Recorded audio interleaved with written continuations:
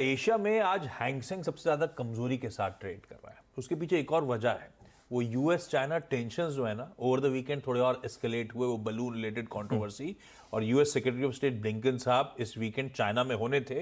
पहले ही बड़ी official visit थी कई अरसे बाद। इस बलून वाले मामले से वो इनडेफिनेटली पोस्टपोन हो गई वो विजिट, वो टेंशन थोड़े से बढ़ते हुए। खैर, ये दुनिया की कहानी थी। क्यूज थोड़े से नेगेटिव है, लेकिन हमने काफी वीकनेस ऑलरेडी दिखा दी। हम ग्लोब को अंडर परफॉर्म कर रहे थे पिछले 2 हफ्ते से। जरा स्क्रीन पे लेकर आइएगा लास्ट 2 हफ्ते की ट्रेजेक्टरी।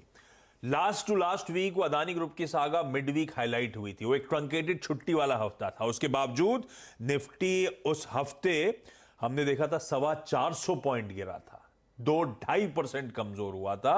और निफ्टी बैंक की कमजोरी तो और तगड़ी थी, 5% करेक्ट हुआ। उसके बाद लास्ट वीक कुछ साइंस ऑफ रिस्पाइट आपकी स्क्रीन पर है। पिछले हफ्ते week on week 250 point Nifty recover हुआ और निफ्टी बैंक 1150 पॉइंट रिकवर होता हुआ नजर आ। और एक और इंटरेस्टिंग चीज थी, लास्ट हफ्ते 14,000 करोड़ रुपए एफआईज ने बेचे थे, तो 14,000 करोड़ रुपए डीआईज ने पंप इन करे, दोनों ने मैच कर लिया।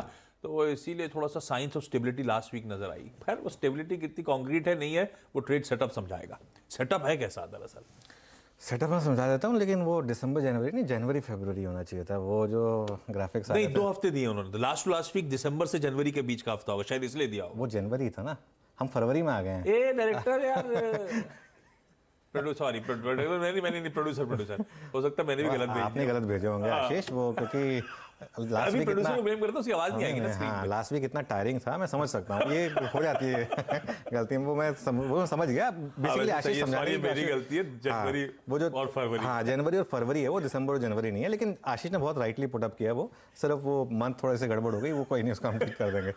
तो देखिए सेटअप कैसा है। पहले तो एफआई के कैश और जो उसके आंकड़े, हाँ ये देखिए अभी ठीक हो गया। 23 से 27 जनवरी था, हाँ। और फिर 30 जनवरी से 3 फरवरी, ये था वो मामला। हाँ। सारा का सारा जनवरी और फरवरी वाला बिल्कुल सही है। और मेरे ख्याल से मार्केट ने एग्जैक्टली 2/3 आपको रिट्रेसमेंट दे दिया निफ्टी में, और आधा रिट्रेसमेंट दे दिया आपको बैंक निफ्टी में। क्या बाकी आधा होगा या नहीं होगा?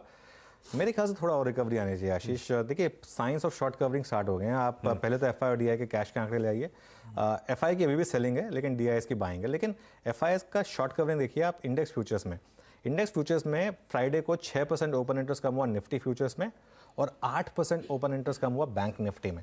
और बैंक निफ्टी में ऑब्वियसली ज़्यादा शॉर्ट्स थे, इसके लिए ये सब थोड़ा पहले वाला आंकड़ा है, अगर वो आ जाता तो और अच्छा रहता, जो ओपन इंटरेस्ट चेंज वाला आंकड़ा था। खैर इसकी बात कर लेते हैं अब। हाँ, ये वाली इस आंकड़े की बात कर रहा था मैं। तो 6% निफ्टी का ओपन इंटरेस्ट कम हुआ, 8% बैंक निफ्टी का कम हुआ, और ये सीरीज़ के शुरू में कम हुआ है। ये ध्यान रखिएगा, ओपन इंटरेस्ट अगर सीरीज़ के इतना शुरू में पहला हफ्ता था, उसमें अगर कम हो रहा है तो मतलब शॉर्ट कवरिंग है प्योरली।